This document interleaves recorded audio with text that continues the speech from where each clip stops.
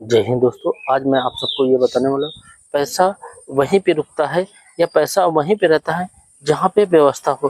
पैसा वहाँ कभी नहीं रुकता है जहाँ पे अराजकता हो। पैसा रुकता वहीं है कि जहाँ पे एक नियम, एक कानून, एक दायरा हो।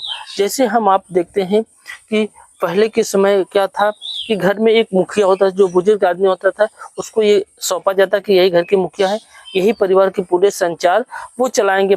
उनके खिलाफ कोई भी मेंबर या कोई भी सदस्य नहीं जाएगा।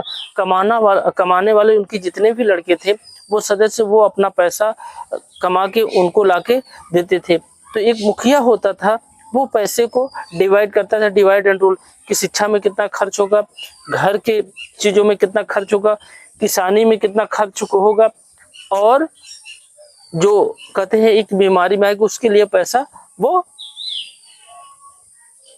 रखता था।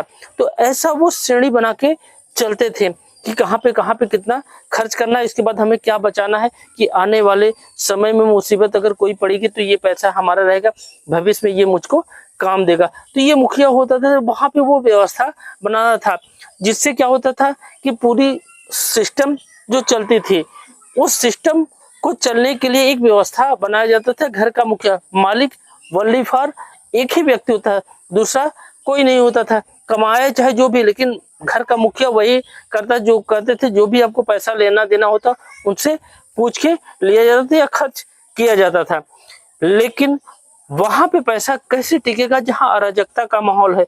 अराजकता का माहौल है, वहां पे कोई नियम, कोई कानून, कोई सिस्टम ही लागू नहीं है।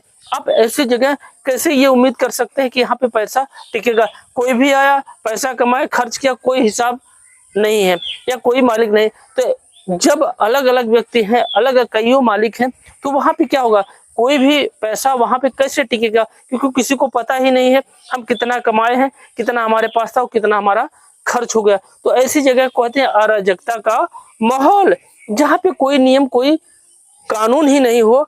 ऐसी जगह पे आप पैसे की उम्मीद कैसे कर सकते हैं कि यहाँ पैसा रुकेगा, क्योंकि हर व्यक्ति यहाँ पे लूटने और घसोटने वाला ही व्यक्ति है।